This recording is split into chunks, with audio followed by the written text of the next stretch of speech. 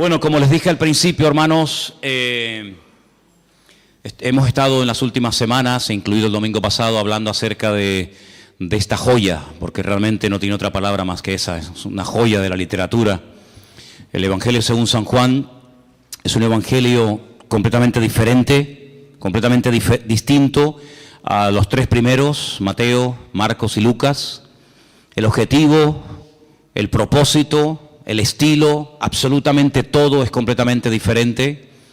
Vimos el domingo pasado, pusimos aquí en la pantalla en la iglesia una lista de cosas típicas de Juan, milagros, señales como él las llama, que no aparecen en ninguna otra parte de los evangelios más que en su evangelio. Le da mucha importancia a la parte, digamos, humana de Cristo, pero también a la parte divina. Y quiero decirles, y de hecho lo vamos a leer esta tarde, que el capítulo 1 del Evangelio según San Juan es la base. Si ustedes van a comenzar a leer con detenimiento y estudiar este evangelio, se van a dar cuenta que él pone una base. Esa base está en Juan 1, del 1 al 18. A partir del capítulo 12 en adelante, todo lo que Jesús va a decir, todo lo que el Señor va a hacer, Juan lo presenta de tal manera que es como el edificio que confirma la base que él ha puesto. La base que él pone es que Jesús no era un profeta más. La base que Juan pone no es que Jesús era pues un Mesías más, como tantos y tantos que vinieron. La base que Juan pone es tremenda. Nadie jamás ha hablado tan profundamente de Jesús como Juan. Él dice que él era la Torá, la palabra encarnada. Ese concepto es típico de Juan. Eso no lo dice nadie, ni Pablo. Aunque Pablo también habla muy profundamente del Señor Jesucristo. Pero vimos en el capítulo 1 que San Juan lo que hace es utiliza un término muy conocido, un término que se usaba mucho en el mundo griego, que la traducción del término logos era palabra y razón. Pero a pesar de que los griegos estaban, digamos, constantemente hablando de que el creador, el diseñador del universo, el que permite que las leyes físicas funcionen, el que hace que todo este mundo funcione, el que hace que la tierra gire continuamente y no vaya cada vez más lenta, sino que siempre va a la misma velocidad, al mismo ritmo, las estaciones, las mareas, todo dicen que era debido al logos. Pero luego le preguntabas a un griego, pero bueno, ¿ese logos qué es? Y en el fondo era como una especie de concepto abstracto que no sabían ni siquiera definirlo, sino que decían, bueno, la palabra logos es, el significado es palabra o razón, pero Juan lo que hace es decir, bueno, yo les voy a decir quién es ese logos. Ese logos es el Señor Jesucristo. Y ese logos, esa palabra, esa mente sabia, se hizo carne y habitó entre nosotros y hablaba y caminaba entre nosotros y le vimos y le tocamos y viajamos con él y vivimos con él y vimos su gloria como del unigénito del Padre, y da una explicación tremenda, ¿no?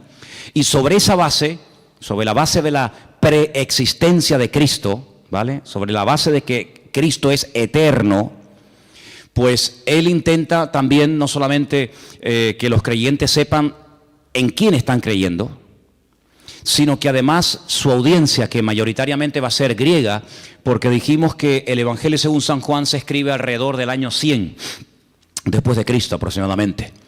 Ya habían pasado 70 años desde la muerte y resurrección del Maestro, y en esos 70 años, yo les dije el otro día, estamos repasando un poquito, ¿verdad?, que ocurrieron dos cosas muy importantes. Primero, el crecimiento explosivo de la iglesia. Los judíos pasaron a ser minoría. Dice que había 100 a 1, de 100 griegos convertidos había un judío convertido. Entonces esto cambió completamente la iglesia. Es como si ahora mismo a esta congregación, a partir del próximo domingo, comienzan a congregarse 500 hermanos chinos. Automáticamente se va a notar la influencia de tantos chinos dentro de la iglesia, y seguramente pues ya el chino no nos va a resultar como algo a chino, sino como algo, ¿no? Ya comenzaríamos a hablar alguna palabrita en chino y a lo mejor nos invitarían a comer a sus casas las comidas típicas de ellos. Bueno, pues más o menos, eso fue lo que pasó. Los griegos se convertían por miles.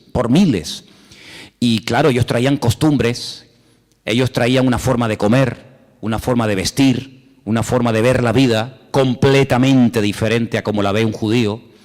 Los términos que para un judío significaban una cosa, para un griego significaban otra o simplemente nada. Entonces no es que Juan tuviera un dilema, sino que simplemente tuvo que adaptar el mensaje a esa audiencia, que eran fundamentalmente gente que venían de la idolatría, del politeísmo, de las mitologías, etcétera, y él lo hace de una forma extraordinaria. Y el segundo problema que a estas alturas de la historia de la iglesia se estaba comenzando a dar eran las herejías. Se habían comenzado a infiltrar en las iglesias conceptos raros, conceptos que no enseñó en ningún momento el Señor Jesucristo ni los discípulos, pero ustedes saben que el hombre es así. Algunos comenzaron a decir que Jesucristo no era realmente un hombre. Aunque tú lo veías y tenía manos y pies y caminaba y hablaba, pero no era realmente un hombre. Algunos llegaron a decir, los gnósticos dijeron que Jesucristo era un espíritu descarnado. Era un espíritu que parecía un hombre, pero realmente no era un hombre. Por lo tanto, él no sabía lo que era sudar, cansarse, tener sed, tener frío, tener hambre. No sabía porque como no era un hombre, y sin embargo Juan, una de las cosas que hace, y lo hace, ya digo, muy bien en su evangelio, es presentar a Cristo cansado, sediento, hambriento, como un humano exactamente igual. Y luego estaba el otro extremo, los que decían que sí era humano, totalmente humano, pero que de divino no tenía absolutamente nada. Entonces, claro, ni un extremo ni otro, porque en el Señor Jesucristo se daban estas características. Era humano y era el reflejo del Padre. Como alguien dijo, era la exégesis del Padre, era la imagen misma del Padre. Y hay términos en San Juan, en el Evangelio según San Juan, muy profundos. Cuando, por ejemplo, un discípulo le dice, bueno, Señor, esto no aparece en Mateo, ni en Marcos, ni en Lucas, por eso Juan es un evangelio muy, muy particular. Hay un discípulo que se llama Felipe que le dice al Señor, Señor, a mí me gustaría ver al Padre. Y Jesús se le queda mirando y le dice, ¿por qué me haces esa pregunta o esa petición? Tú tienes que tener claro a estas alturas que el que me ha visto a mí, ha visto al Padre. Porque yo y el Padre somos uno. Son conceptos que en la mente de un judío no le entraban, ¿no? Hay momentos en los que incluso Juan, en otras cartas que escribe, dice, y el que no honra al Hijo, tampoco honra al Padre. Es durísimo, es muy claro, ¿eh? Y el que no cree en el Hijo, tampoco tiene al Padre. Y el que no conoce al Hijo, tampoco conoce al Padre. Porque el único que verdaderamente conoce al Padre y lo ha visto, soy yo. Ahora, este concepto en la mente de los judíos era una bomba. ¿Por qué? Porque ahora vamos a leer, y eso todo el mundo lo sabía, que a Dios nadie jamás lo ha visto. Los términos que aparecen en la Biblia, como ojos de Dios, el brazo del Señor, la boca de Dios, la espalda de Dios, los pies del Señor, etcétera, etcétera, es lo que se conoce con el nombre de antropomorfismos. Es decir, utilizan un lenguaje humano para describir aspectos espirituales. Dios no tiene ni boca, ni ojos, ni pies, ni camina. Dios no tiene cuerpo. Si tuviera cuerpo, estaría limitado. Si tuviera cuerpo, tendría una imagen. No podría estar en dos partes al mismo tiempo si fuera realmente un cuerpo, ¿no? Entonces, cuando Jesús dice, al Padre nadie lo ha visto, sino solamente yo, y yo he venido para hablarles y para mostrarles cómo es el Padre, se quedaban sorprendidos porque decían, si a Dios nadie lo ha visto, ¿cómo dices tú que tú has visto a Dios y estás vivo y no te has muerto? Son cosas que a la mente del judío no le entraban, ¿verdad? Pero vamos a ver algunas cosas interesantes en esta tarde, pero vamos a empezar leyendo otra vez la base del Evangelio que está en Juan 1, los primeros 18 versículos. Repito, Juan capítulo 1, del versículo 1 en adelante, esto es lo que vamos a llamar la base, el fundamento del Evangelio según San Juan. Y dice así, en el principio, fíjate que empieza con la misma palabra del Génesis, en el principio creó Dios los cielos y la tierra, pues Juan empieza su Evangelio igual que el Génesis, Bereshit. En el principio era el verbo, logos, dice en griego, y el verbo era Dios, y el verbo era Dios, o estaba con Dios y era Dios. Este era en el principio con Dios. Todas las cosas por Él fueron hechas, por el verbo, Sin Él, nada de lo que ha sido hecho fue hecho. En Él estaba la vida, y la vida era la luz de los hombres. Ahora pueden entender ustedes, y hago un paréntesis, cómo la Biblia habla de luz, y hasta el cuarto día de la creación no fue creado el sol, pero dice la Biblia que había luz, ¿sí o no? Lo primero que Dios creó que fue, o lo primero que Dios permitió que se manifestara que fue, la luz. Sea la luz, que se manifieste, que vean que hay luz, pero si no hay sol. Pero ahora dice Juan que Él era la luz. Él era la luz. Y la luz en las tinieblas resplandece. Y las tinieblas no prevalecieron contra ella. Ahora cambia un poquito la línea del mensaje. Dice, había un hombre, o hubo un hombre enviado de Dios, el cual se llamaba Juan. Ahora, déjenme que les diga que la palabra o el nombre Juan aparece varias veces en la Biblia, pero no es Juan el autor del Evangelio. El nombre propio de Juan no aparece. Este Juan es Juan el Bautista, para que no confundáis. Dice, hubo un hombre enviado por Dios, el cual se llamaba Juan, Johanna. Este vino por testimonio, para que diese testimonio de la luz. Fíjate qué palabra tan interesante. A fin de que todos creyesen en él. No era él la luz, sino para que diese testimonio de la luz. Aquella luz verdadera que alumbra a todo hombre y venía a este mundo. Esa es la luz del primer día de la creación. Ahí está el Señor. En el mundo estaba, y el mundo por él fue hecho, pero el mundo no le conoció. A lo suyo, hay gente que a veces cuando leen este versículo, lo digo con todo respeto, si alguna vez ustedes lo han hecho, lo leen mal. Dice a los suyos, y lo leen en plural, y es una equivocación terrible. Menos mal que Anderson, cuando compartió hace poco de este texto, o habló un poco de este texto, no lo leyó así. No dice a los suyos vino, no dice eso. Dice a lo suyo, que es muy diferente. A lo suyo vino, y los suyos no le recibieron. Son dos cosas diferentes, Mas a todos los que le recibieron, a los que creen en su nombre, dos requisitos: creer y recibirle. Les dio potestad de ser hechos hijos de Dios. De ser hechos, no son de nacimiento, son de adopción. Y ahora lo explica muy bien. Los cuales no son engendrados de sangre, ni de voluntad de carne, ni de voluntad de varón, sino de Dios. Y aquel verbo, aquella palabra, aquel logos, fue hecho carne. Esto es algo impresionante lo que estamos leyendo esta noche aquí. Y habitó entre nosotros, y vimos su gloria, gloria como del unigénito del Padre, lleno de gracia y de verdad. Tremendo, ¿no? Que la palabra se pueda encarnar. Ese poder Dios no se lo dio al ser humano, gracias a Dios. Pero Dios tiene el poder de hablar y cristalizar, materializar, humanar conceptos, ideas, palabras. Es increíble, ¿no? Cuando Dios quiere que se produzca algo, lo dice y automáticamente la palabra se convierte en algo real. Eso fue. El verbo, la palabra, se hizo carne y vimos su gloria porque habitó entre nosotros. Juan dio testimonio de él y clamó diciendo: este es de quien yo decía, el que viene después de mí es antes de mí, porque era primero que yo. Efectivamente, aunque Juan el Bautista nació primero, hay una diferencia de meses entre el nacimiento de Juan el Bautista y el nacimiento de Jesús. Juan dice, él es primero que yo. Claro, porque Juan sabe de quién está hablando. Porque de su plenitud tomamos todos, y gracia sobre gracia. Pues la ley por medio de Moisés fue dada, pero la gracia y la verdad vinieron por medio de Jesucristo. A Dios nadie le vio jamás.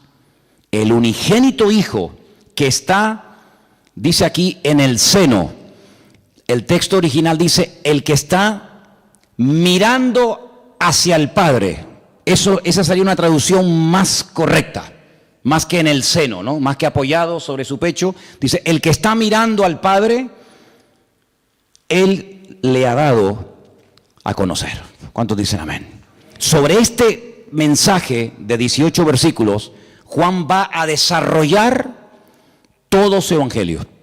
Y si te das cuenta, hay muchas veces que a lo largo del evangelio, desde el capítulo 2 hasta el último, el 21, el que veíamos un poquito el domingo, pues Juan está constantemente haciendo referencia a esto que hemos leído.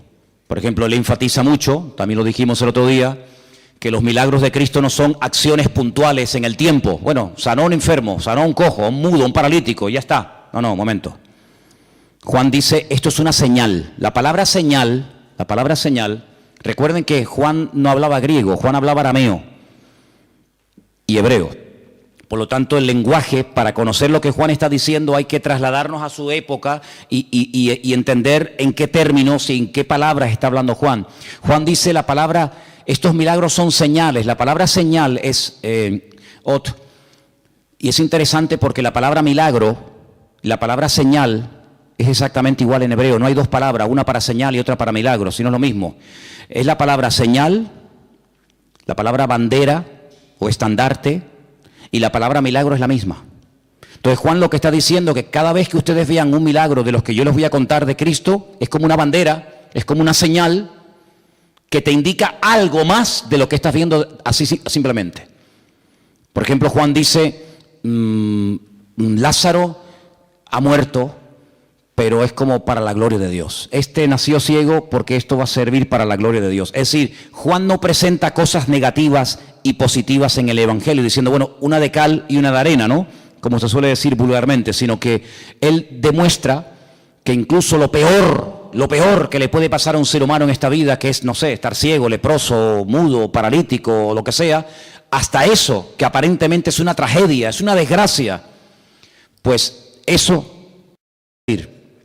para manifestar la gloria de Dios. Y con ese concepto nosotros tenemos que hacerle frente a la vida. No hay cosas buenas y cosas malas en la vida. Todo tiene un propósito, todo tiene una razón de ser. Incluso de aquello que puede ser un desastre, de aquello que salió mal, de aquello que metimos la pata, de aquello que aparentemente como que el enemigo se salió con la suerte. Incluso de las peores cosas, generalmente son de las que más gloria y más enseñanzas podemos aprender para el resto de nuestra vida. ¿Cuántos dicen amén? Ese es el concepto con el que Juan presenta al Señor. Ahora, yo he hablado un poquito acerca de las características del Evangelio, milagros que Juan cuenta que no cuenta nadie, palabras que él utiliza, conversaciones privadas, que a él le gusta mucho presentar a un Cristo cercano a la gente, no un Cristo que hablaba a las multitudes y luego mirabas así y decías, uy, ¿dónde se metió? No, se fue, no sé dónde está. Sino era un Cristo que se paraba y hablaba con una mujer, cosa que en aquella época era un escándalo, y se pegaba horas hablando con la mujer samaritana, y si tengo que pedirle algo se lo pido, no tengo ningún problema. Atendía a las tantas de la madrugada a un hombre que venía y le tocaba la puerta, cuando generalmente por las noches nadie iba a tocar la puerta de nadie. Tenemos el caso de Nicodemo, capítulo 3. Tenemos el caso de Cristo no esperando que la gente venga a él, sino él buscando a los enfermos. Se va al estanque de Betesda, donde hay una multitud de enfermos tremenda, y se interesa por un hombre que nadie le hace caso. Sí, es un Cristo muy personal, un Cristo muy cercano a la gente. Pero yo también quiero hablar en esta noche un poquito acerca del autor, acerca del personaje, ¿no? Sabemos mucho y no tanto, parece una... Sabemos que su padre se llamaba Zebedeo, su madre se llamaba Salomé, y sabemos que Salomé y María, la madre de Jesús, eran hermanas. Entonces Juan era primo del Señor Jesucristo, era muy cercano a él. Sabemos que se dedicó a la pesca durante muchos años, y el Juan que vamos a ver al final no tiene absolutamente nada que ver con la realidad de lo que Juan era. A veces hay gente que le he oído hablar como que Juan era un tontorrón, siempre callado, un hombre que no se metía... Hermanos, les digo sinceramente, he leído cantidad de comentarios y de libros, y si en el Nuevo Testamento hay alguien con un temperamento tremendo, ese era Juan.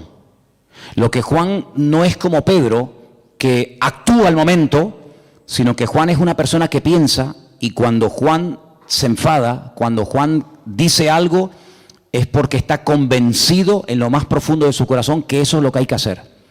Fíjate que el Señor Jesucristo, a algunos, no a todos, pero a algunos de sus discípulos les cambió el nombre. ¿Sí o no?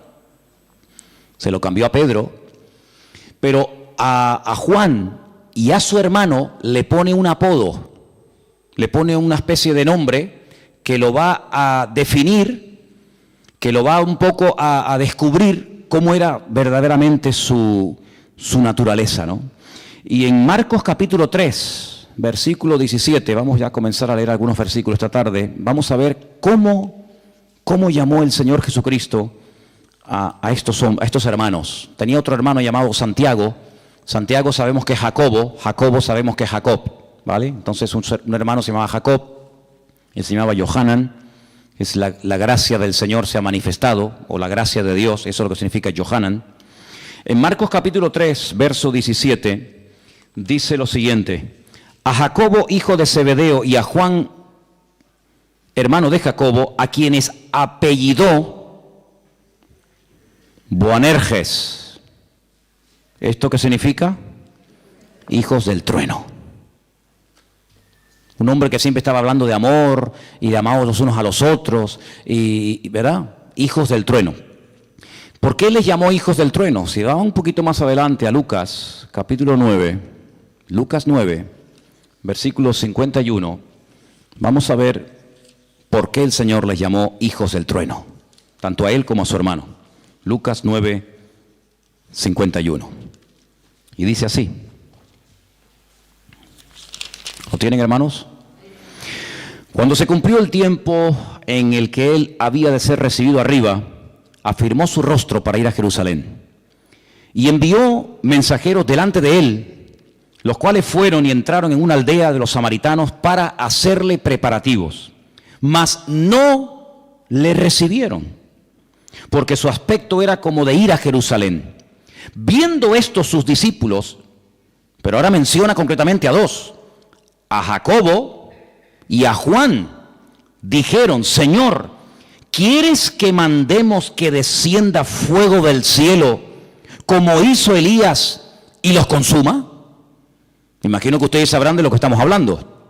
En el Antiguo Testamento, Elías en varias ocasiones, cuando venían a buscarlo o cuando lo trataban así un poco despectivamente, oraba, caía fuego del cielo y los quemaba a todos. Tremendo, ¿no? Por eso alguien dijo que el Señor se tuvo que llevar a Elías antes de que matara a todos los del país, porque era tan grande el celo que él tenía por las cosas de Dios, que perdonen la expresión, como se enfadara o se mosqueara un poco, le mandaba un fogonazo a más de uno, ¿no? Entonces, si quieres, oramos para que caiga fuego del cielo y quemamos a toda la ciudad. Entonces, volviéndose él, los reprendió y les dijo: vosotros no sabéis de qué espíritu sois, porque el Hijo del Hombre no ha venido para perder las almas de los hombres, sino para salvarlas. Y se fue a otra aldea. ¿Quién nos iba a nosotros a decir que Juan, al principio, cuando comenzó a caminar con el Señor, era así? ¿Quién nos lo iba a decir a nosotros? ¿Qué te parece?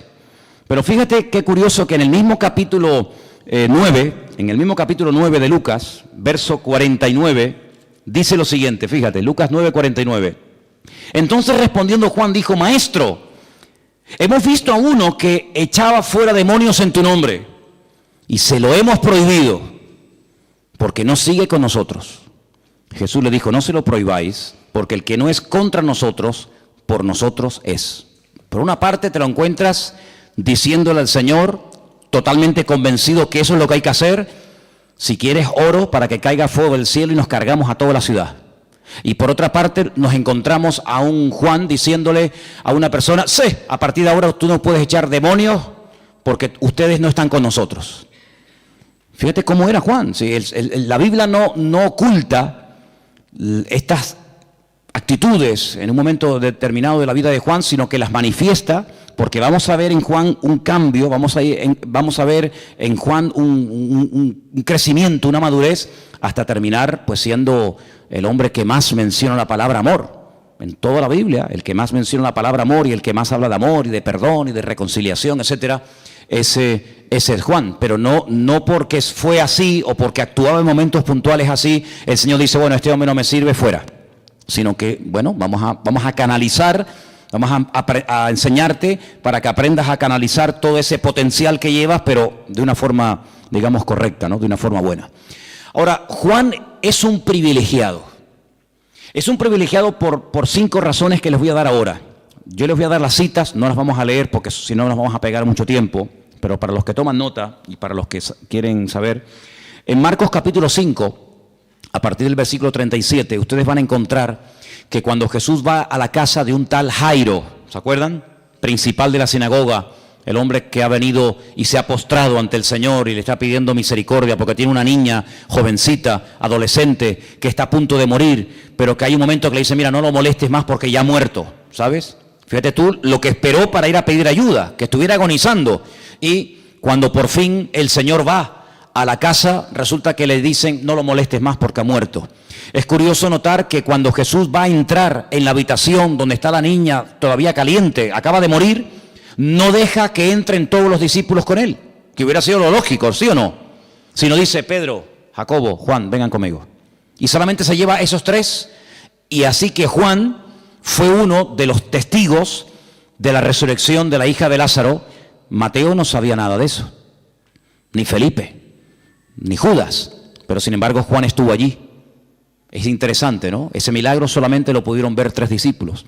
En Mateo capítulo 17, a partir del versículo 1, ustedes van a encontrar a Juan que va a la montaña, porque el Señor le dice otra vez, Pedro, Jacobo, Juan, venid conmigo, se los lleva a la montaña. La tradición dice que es en el monte Tabor, un lugar maravilloso allí cerca del valle de Megido, el norte de Israel, y vio a Elías y vio a Moisés y vio la transfiguración de Cristo. Lo vio transformarse con esa gloria de Juan capítulo 1, vuelve otra vez a Juan capítulo 1 y dice que le oían hablar a Moisés y a Elías acerca de sus sufrimientos, de su partida, de su crucifixión, de todo eso, y se quedaron sorprendidos.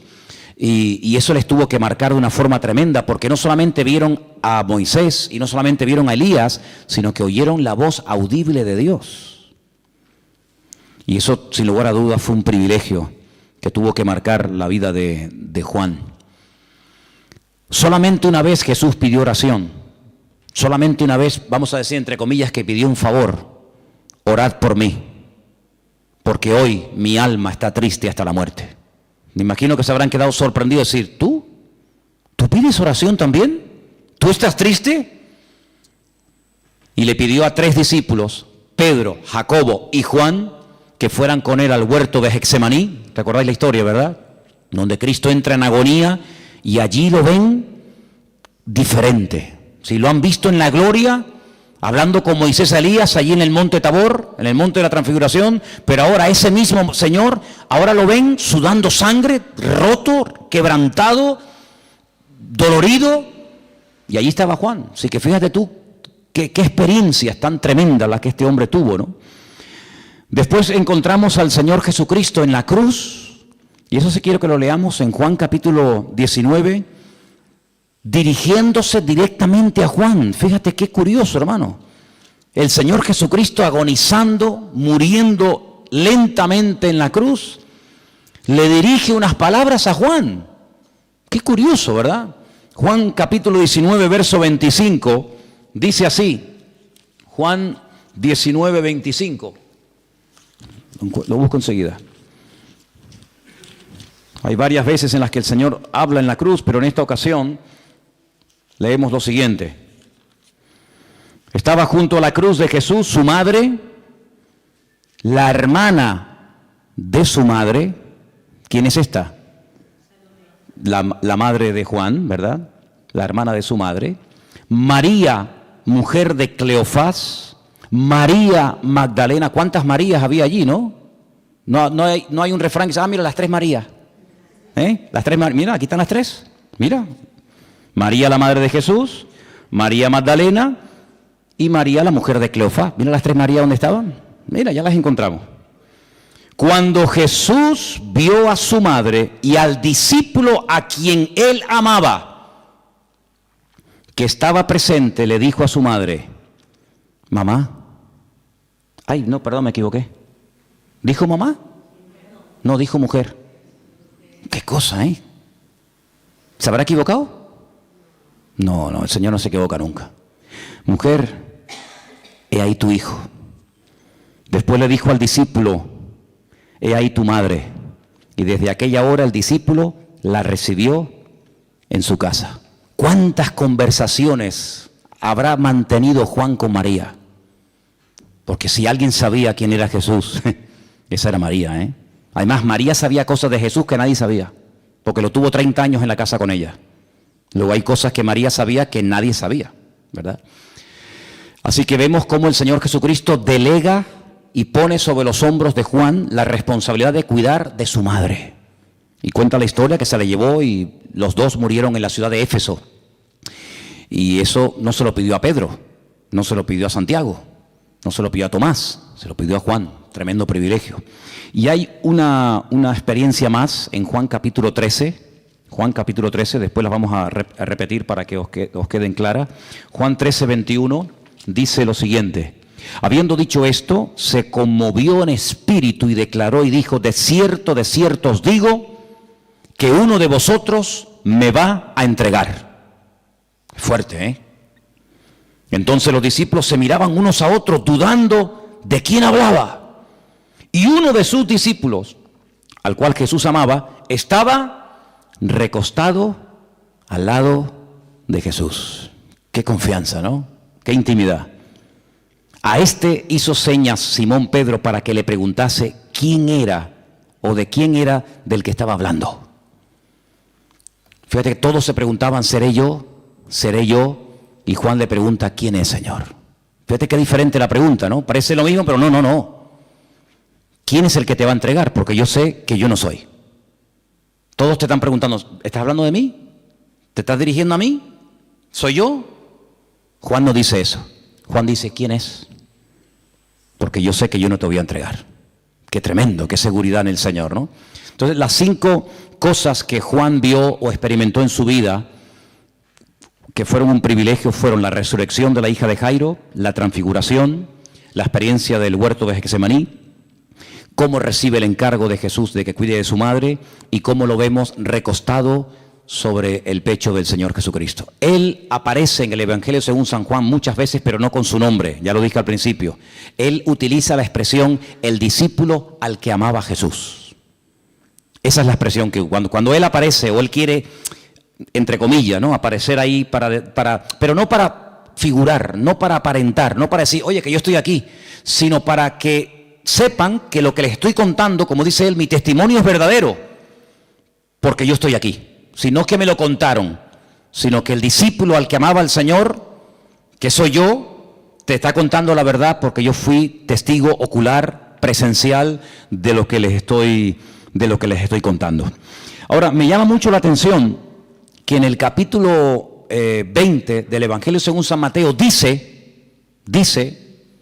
que su madre, la madre de Juan y de Santiago, un día va al Señor Jesucristo a pedirle un favor. Claro, yo no sé si se mezclaron ahí cuestiones familiares, demasiada confianza, no lo sé. Pero en Mateo capítulo 20 dice que la madre de Juan y de Santiago un día le dijo al Señor, Señor, quiero pedirte algo. Quiero pedirte que cuando tú establezcas tu reino y ya estés gobernando, me pongas a uno de mis niños, me pongas a uno de mis hijos a tu lado derecho. Y al otro me lo pones a tu lado izquierdo, para que todo el mundo vea que mis niños, que mis hijos son especiales. No me los pongas allá atrás. No me los pongas, perdón, Yolanda, no me los pongas de ujieres. Pónmelos en la plataforma, para que a mis niños se les vea. Eso lo dice Mateo. Curiosamente, en Lucas 9, leía yo esta mañana lo siguiente, porque da la impresión de que fue algo de la madre, pero mira lo que dice Lucas capítulo 9, sí, Lucas 9, verso 49. Dice lo siguiente. No, ese no era, perdón. Lucas 9, bueno, da igual. Si ustedes leen en Mateo 20:20 van a encontrar que hay diferentes citas donde aparecen otras porciones. En Lucas, la misma historia, pero contada por Lucas, dice que no solamente se acercó su madre, sino también ellos dos. Vamos a comprobarlo porque no quiero quedarme así con la duda, ¿no?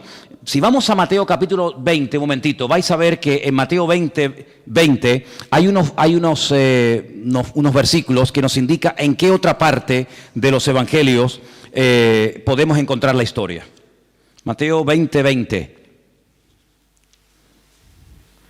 Aquí dice que se le acercó la madre de los hijos de Zebedeo con sus hijos, pero en Marcos 10:35, vamos a comprobarlo un momentito, hermano, vamos a comprobarlo y así salimos de la duda. Marcos 10:35 dice, Marcos 10:35. Entonces Jacobo y Juan, hijos de Zebedeo, se le acercaron y le dijeron: Maestro, queríamos que nos hagas lo que te pidiéramos. Y él les dijo: ¿qué queréis que os haga? Ellos le dijeron: concédenos que en tu gloria nos sentemos uno a la derecha y otro a la izquierda. ¿Os dais cuenta? Perdón, no era en Lucas, era en Marcos. Mateo dice que fue su madre, pero Marcos dice: no. La madre estaba y la madre lo pidió, pero también fueron ellos los que lo pidieron. Luego vemos a Juan llamándole la atención a uno que echa fuera demonios. No está haciendo nada malo, está echando fuera demonios en el nombre del Señor, pero como no está con nosotros, se lo prohibimos. Vemos a Juan diciéndole al Señor: mira, como no nos quieren recibir, nos han tratado mal, lo que hay que hacer es destruirlo. ¿Cómo? Quemándole. Le quemamos la ciudad, oramos que caiga fuego del cielo. Y ahora encontramos a Juan, porque Juan también está metido en el ajo, encontramos a Juan diciéndole: oye, cuando tú establezcas tu reino, a mí me pones a la derecha y a mi hermano a la izquierda. Que está la madre, sí, pero ellos también participaron. No le dijeron: mamá, por favor, mamá, tú sabes que a veces los hijos, ¿no te ha pasado nunca decirle a tu madre: mamá, no digas eso, mamá? O al revés. Pues en este caso, los hijos no le dijeron a la madre: mamá, no nos hagas sentir mal, no pidas eso. Ellos también se lo pidieron. No sé qué adjetivo queréis poner a esto, pero yo lo que veo que a Juan también le gustaba, en un momento determinado, decir: oye, que yo no quiero pasar desapercibido, yo quiero que me vean, que yo estoy aquí, yo soy la mano derecha de Jesús y mi hermano está a su lado izquierdo. Así era Juan. Y estas cosas no las oculta el Evangelio para que nos demos cuenta de que todos, absolutamente todos los personajes de la Biblia tenían sus grandes virtudes y también sus debilidades, como todos los seres humanos. Y cuando hacían cosas buenas, la Biblia lo dice, y cuando hacían cosas malas, la Biblia también lo dice, para que no nos hagamos una imagen irreal de Abraham, de Jacob, de David, o en este caso de Juan, sino que también él, como acabamos de ver, pues pedía esto. Ahora, hay una cosa muy interesante que yo quería leer también en esta tarde, y es que a Juan se le menciona por nombre en otros libros de la Biblia. Y yo cuando leía esto y preparaba este tema para esta tarde, yo decía: qué curioso, oye, hay otros libros de la Biblia donde los discípulos ni se mencionan. Pero sin embargo a Juan lo encontramos en el libro de los Hechos, capítulo 1, vamos a ir un momentito, Hechos capítulo 1, y encontramos ahí su nombre. Y dice lo siguiente, Hechos 1, versículo 13. Entrados, subieron al aposento alto donde moraban Pedro y Jacobo y Juan. Ahí está Juan también. Hay otros discípulos que se mencionan, pero que os quede bien claro que ahí, cuando subieron al aposento alto, claro, tenemos la idea, muchos creyentes tienen la idea totalmente equivocada, de que el aposento alto era como una casa que estaba en una montaña. De hecho, cuando vas a Jerusalén, la tradición te lleva a una casa que la llaman la casa del aposento alto, donde dice que ahí fue donde vino el día de Pentecostés, etcétera, etcétera. Pero realmente no es así. El aposento alto era el templo de Jerusalén. El aposento alto, la casa alta, la casa de Dios, estaban allí. Ellos fueron a cuartos, habitaciones que había para orar, y allí estuvieron orando y orando y orando. Y cuando llegó el día de Pentecostés, pues dice la Biblia que había una multitud allí en la puerta de la casa. ¿Y qué hacía aquella multitud? Es que era el día de Pentecostés, se celebraba la fiesta de Shavuot, y aprovecharon la oportunidad para dar testimonio de lo que allí estaba pasando, que era el cumplimiento de la profecía de Joel capítulo 2, el derramamiento del Espíritu Santo, ¿no?, en forma masiva, ¿verdad? Y vemos que ellos estaban allí orando. Y más adelante, en el capítulo 3, lo encontramos otra vez. Pedro y Juan subían juntos al templo a la hora novena, a las 3 de la tarde. ¿Para qué? Para orar. Porque el judío ora 3 veces al día. El musulmán dicen que 5, ¿no? El judío ora 3 veces al día. La oración de la mañana, Shaharib, la oración de la tarde, ¿verdad? La oración de Arbid y Minjat, son las 3 oraciones. Ya lo vemos desde el Antiguo Testamento. Daniel dice que oraba, ¿cuánto? 3 veces al día. Los judíos oran 3 veces al día, ese es lo normal, por la mañana, por la tarde y por la noche. Y ahora es la hora de la oración, ¿y a dónde iban? Al templo. Iban al templo a orar. Y mientras iban al templo, pues se produjo aquel milagro tremendo. Así que encontramos a Juan varias veces en el libro de los Hechos. Hay un versículo donde dice que, por ejemplo, llegó el Evangelio a Samaria, y cuando llega el Evangelio a Samaria, en el capítulo 8, si lo queréis ver, pues la iglesia primitiva se entera de que en Samaria hay un diácono de la iglesia predicando, miles de personas se han convertido, y entonces, ¿quién va a ver lo que allí está pasando? Pedro y Juan.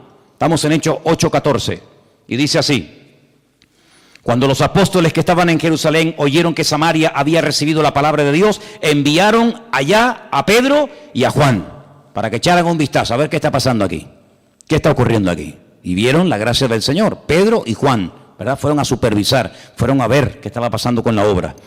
Pero me llama la atención que en una carta que Pablo le escribe a los Gálatas, Gálatas capítulo 2, por favor, encontramos que Pablo un día va a la ciudad de Jerusalén, después de haber estado años viajando por todas partes del mundo predicando el Evangelio, y cuando llega a Jerusalén en el capítulo 2, versículo 9, dice lo siguiente: y reconociendo la gracia que me había sido dada, Jacobo, Santiago, Cefas, ¿quién es Cefas? Es Pedro, Cefas es Pedro, y Juan, que eran considerados como columnas, nos dieron a mí y a Bernabé la diestra en señal de compañerismo, para que nosotros fuésemos a los gentiles y ellos a la circuncisión. Así que Juan, cuando está en la iglesia de Jerusalén, sube el apóstol Pablo y dice: yo cuando subí, me recibieron de todos los que había allí 3 personas que eran como las columnas, los pilares, la gente de peso de la congregación, y menciona al apóstol Juan. Y finalmente, en el último libro de la Biblia, que se llama el libro de Apocalipsis, en el capítulo 1, versículo 9, Apocalipsis 1:9 dice: yo, Juan, vuestro hermano y copartícipe vuestro en la tribulación, en el reino y en la paciencia de Jesucristo, estaba en la isla. Ya no está en Éfeso, ya no está en Jerusalén, ahora está en una isla. ¿Cómo se llama la isla? Patmos. ¿Y qué hacía allí? Estaba allí por causa de la palabra de Dios y del testimonio de Jesucristo. Lo desterraron los romanos para que se muriera allí de hambre, de frío, de pena, ¿no? Allí estaba por causa de la palabra, en la isla de Patmos. Dice: yo estaba en el Espíritu en el día del Señor, y oí detrás de mí una gran voz como de trompeta que me dijo: yo soy el Alfa y la Omega, el primero y el último. Escribe en un libro lo que ves y envíalo a las 7 iglesias que están en Asia: a Éfeso, Esmirna, Pérgamo, Tiatira, Sardis, Filadelfia, la Odisea. Me volví para ver la voz que hablaba conmigo, y vuelto vi 7 candeleros de oro. Y en medio de los 7 candeleros a uno semejante al Hijo del Hombre, vestido de una ropa que llegaba hasta los pies y ceñido por el pecho con un cinto de oro. Su cabeza y sus cabellos eran blancos como blanca lana y como nieve, sus ojos como llama de fuego, sus pies semejantes al bronce bruñido, refulgente como en un horno, y su voz como estruendo de muchas aguas. Tenía en su diestra 7 estrellas, y de su boca salía una espada aguda de 2 filos, y su rostro era como el sol cuando resplandece en su fuerza. Nunca la había visto así al Señor, hermanos. Esto para Juan es algo nuevo, una experiencia tremenda. Dice: cuando le vi, caí como muerto a sus pies, y él puso su diestra sobre mí diciéndome: no temas, Yo soy el primero y el último, el que vivo y estuve muerto, mas he aquí que vivo por los siglos de los siglos. Amén. Y tengo las llaves de la muerte y del Hades. Escribe las cosas que has visto y las que son y las que han de ser después de estas. Y le explica ahora, ¿no? Dice, el misterio de las 7 iglesias que has visto en mi diestra y los 7 candeleros de oro. Las 7 estrellas son los ángeles de las 7 iglesias y los 7 candeleros que has visto son las 7 iglesias. Y Juan, con casi 100 años de edad, desterrado, después de más de 70 años de ministerio, más de 70 años sirviendo al Señor, se encuentra ahora otra vez con el Señor, pero lo encuentra de una forma diferente, lo encuentra glorificado, totalmente transformado.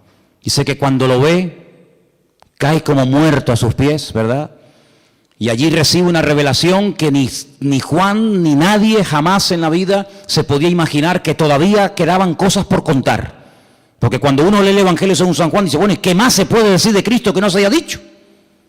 Ya lo hemos visto hablando con mujeres, lo hemos visto hablando con niños, lo hemos visto sanando enfermos, lo hemos visto multiplicando la comida, lo hemos visto cansado, lo hemos visto crucificado, lo hemos visto resucitado, lo hemos visto ascendido, lo hemos visto caminando por encima de las aguas, lo hemos visto restaurando a Pedro, lo hemos visto de tantas formas. ¿Qué más se puede decir?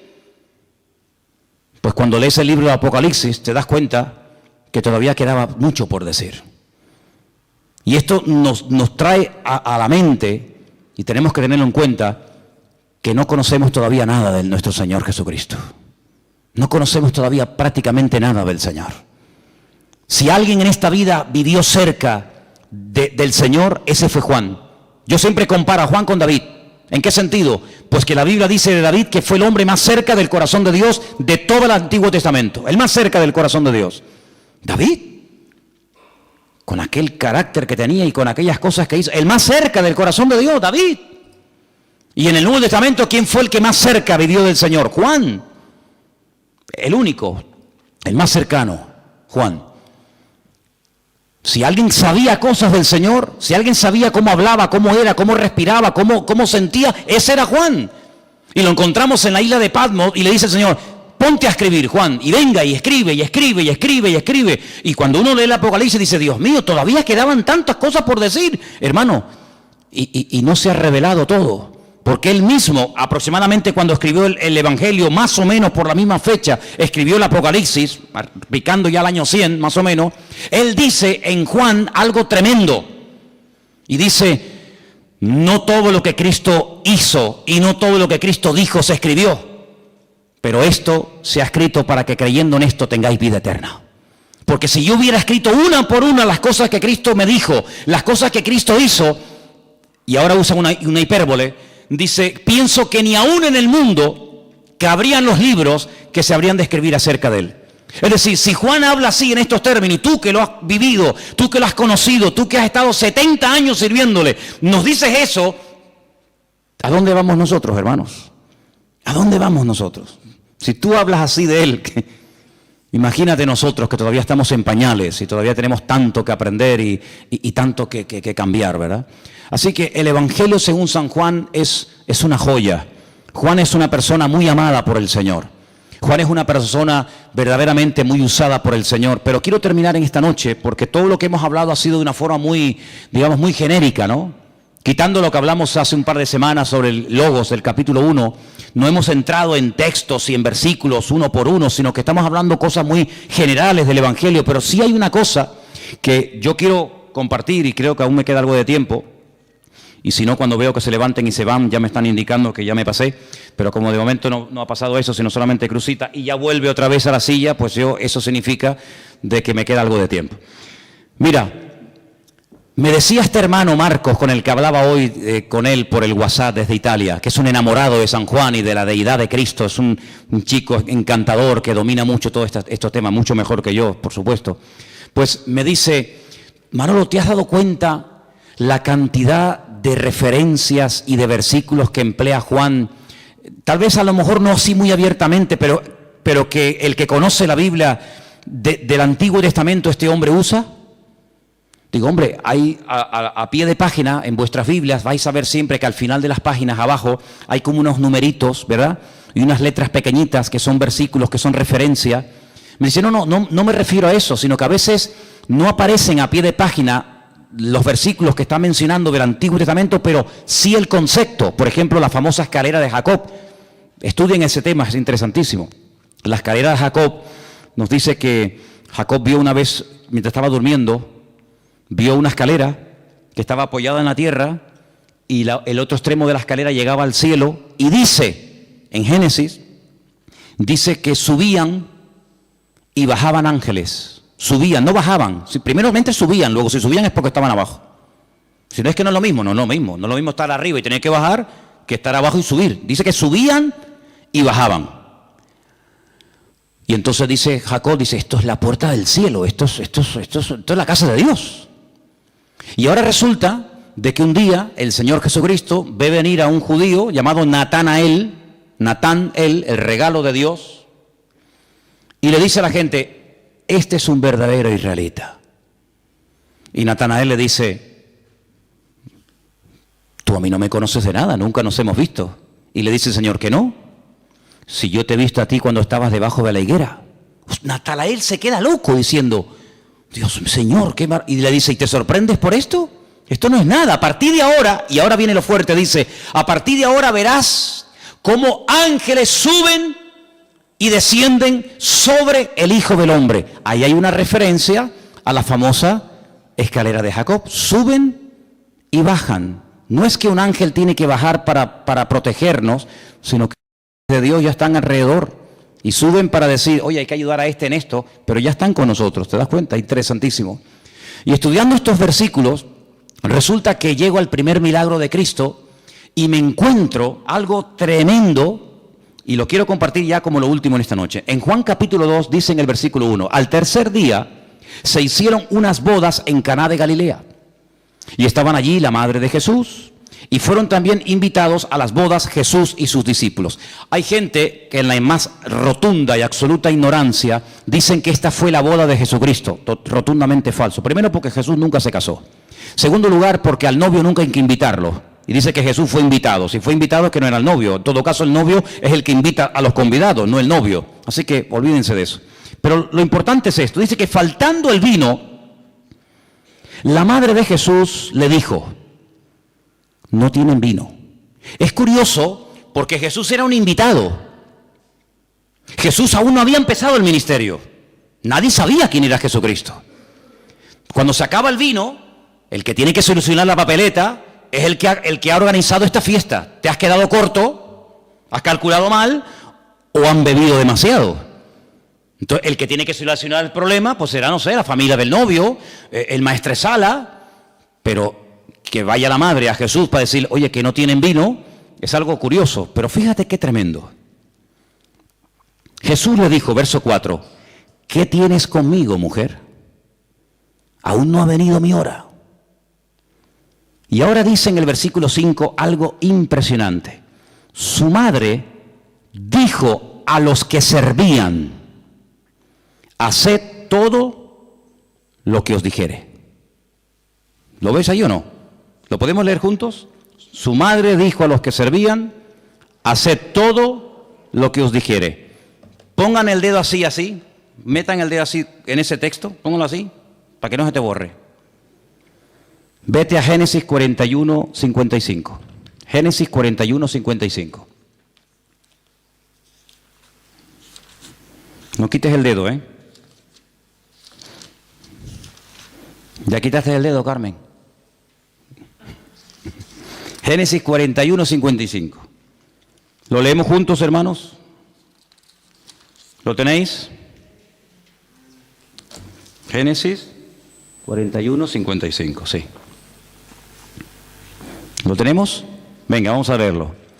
Cuando se sintió el hambre en toda la tierra de Egipto, el pueblo clamó a Faraón por pan, y dijo Faraón a todos los egipcios, fuerte, id a José, haced todo lo que os dijere.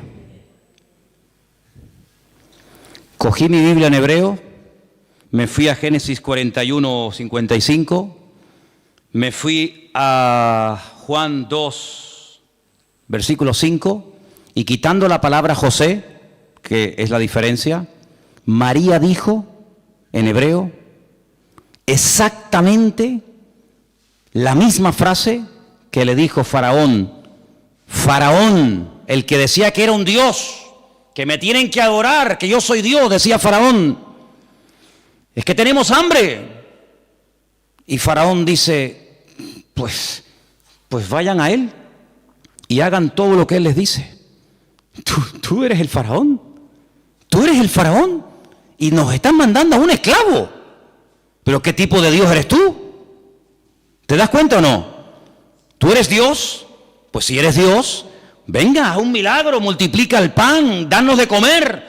Y el Faraón, el hombre más poderoso de la tierra, el hombre que tenía el ejército más armado de la tierra, tiene que decirle a sus súbditos, a los que le adoraban, ¿yo qué hago? Vayan a él y todo lo que él les diga, háganlo. Y tenían que ir a un esclavo recién salido de la cárcel a pedirle ayuda. Ahora, vete a donde tenías el dedo. ¿Y qué dice María? Yo sé que no hay vino. Ella se dio cuenta al momento. Las mujeres tienen un sexto sentido, que la mujer cuando va, el hombre ni siquiera se ha levantado. La mujer va y viene y el hombre todavía está diciendo, Y la mujer dice, está tontado, no te enteras. La mujer tiene una viveza, un sexto sentido, la mujer. Y la mujer es así, dice, aquí está pasando algo. No tienen vino, Capaz que ni el novio se había enterado. Capaz que ni el novio. Pero ella sabía que allí pasaba algo. Sí, a solucionar el problema ahora. Porque una cosa es saber lo que está pasando. No, es que aquí está pasando esto. Venga, arréglalo. Es que es muy fácil decir, es que aquí está pasando esto. Aquí hay este problema. Aquí hay esta necesidad. Sí, bueno, eso vale, de acuerdo, eso ya lo sabemos. Pero ¿y ahora cómo arreglamos la papeleta? El barco se está hundiendo. El barco se está hundiendo. Sí, claro, mijo, está entrando agua por todos lados. Pero ¿y cómo lo arreglamos? Yo qué sé.